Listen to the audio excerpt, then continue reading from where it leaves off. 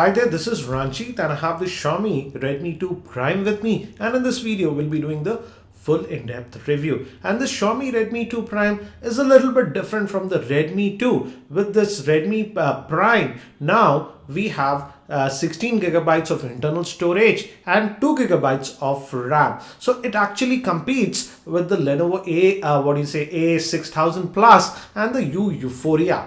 And let's find out if this phone is better than those two phones in this review. So this is the Redmi 2 Prime, and the unique thing with this device is that this device was manufactured here in India. And in terms of physical aspects, it's exactly similar to the regular Redmi 2. You won't find any difference. Again, it sports that 4.7-inch screen, which is a very good screen for the price. The viewing angles are nice, and also in terms of brightness, it can go pretty bright. For example, let me go to, this is the max brightness that we have, and also it has the other sensors like auto brightness and stuff. I'll talk about the other sensors later on in the video, but let me first give you a physical overview. On the top, we have the 3.5mm headphone jack, and these are the volume rockers and the power button, and they look like to be metal, but again, it's not metal, it's still plastic. We have an indent to open the back cover, I'll show you that.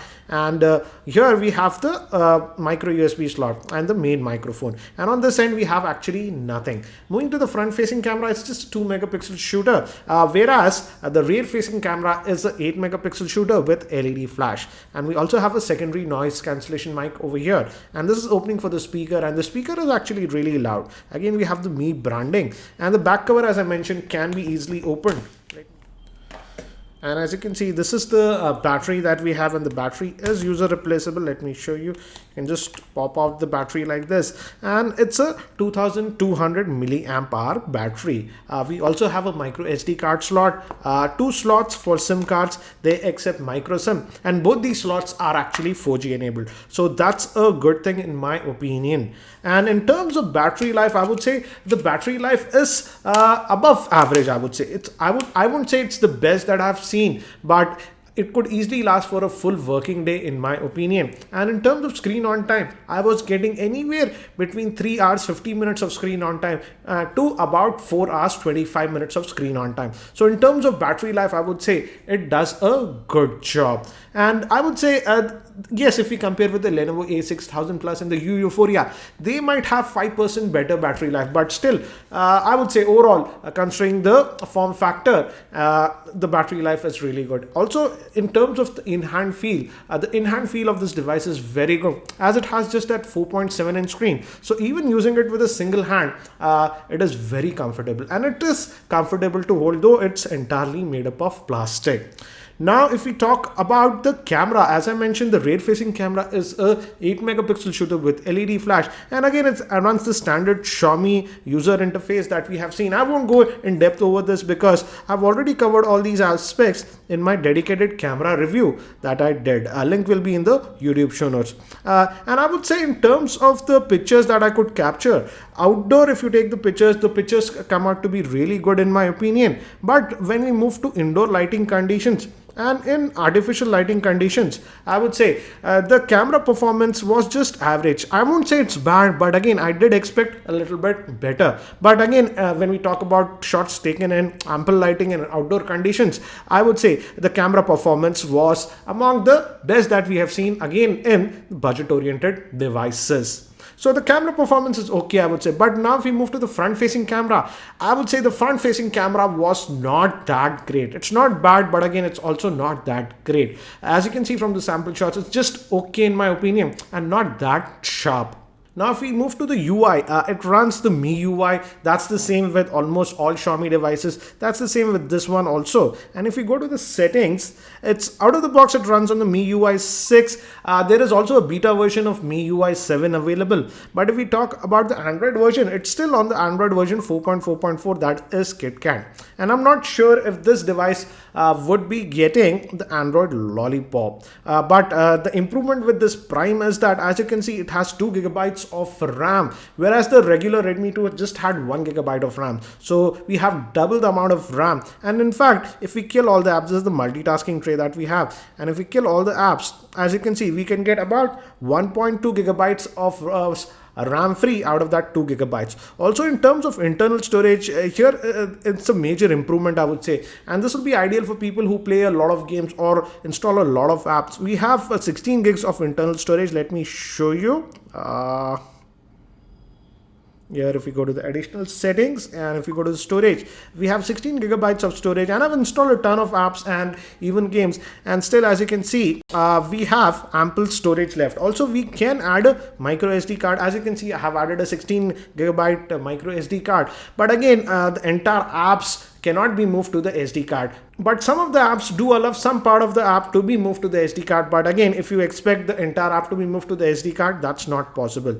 You can set the camera to store your pictures on the SD card though. So again, it's the standard Xiaomi UI, I would say. And for the most part, I would say it runs this phone very well. Also, as it has 2 gigabytes of RAM, even in terms of multitasking, it does a lot better, I would say. And when we move between the apps, it's a lot more smoother compared to the Redmi one, as you can see. So the multitasking performance is also very decent. Also, when we move to the browsing experience was good. For example, it's loading the Rediff app, Rediff website, sorry. Let me just go back and let's also try that one on the Chrome web browser, which is supposed to be a little bit heavy resourceful.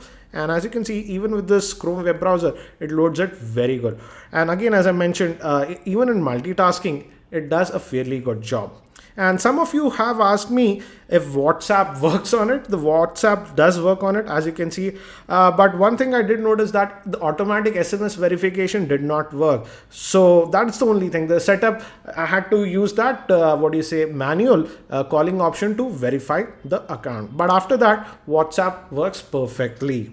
Now, if we move towards the gaming performance, I did test this Redmi 2 Prime with a lot of games, from casual games like Dead Trigger to even mid-heavy games like Asphalt 8 and other games. And I would say it handles most of the games fine, but with very heavy games like GTA and Nova 3, it did exhibit a little bit of lag. So I would say it's good for gaming also, but again, with very heavy games, you might encounter some lag. But for the most part, I would say the gaming performance was good. And with extended gaming, I would say the temperatures went to about 44 or 45. So again, it's great for gaming also. But again, with extended gaming, it does heat up a little bit. But I would say it was not too much. It was around 44 to 45 degrees Celsius. Now, if we talk about the speaker, I really like that the speaker on this is very loud, and also it does support USB OTG. Let me just actually show you that. Let's plug in this USB OTG drive, and you don't have to do anything. There's the built-in file manager. It should be detected. Yeah, as you can see,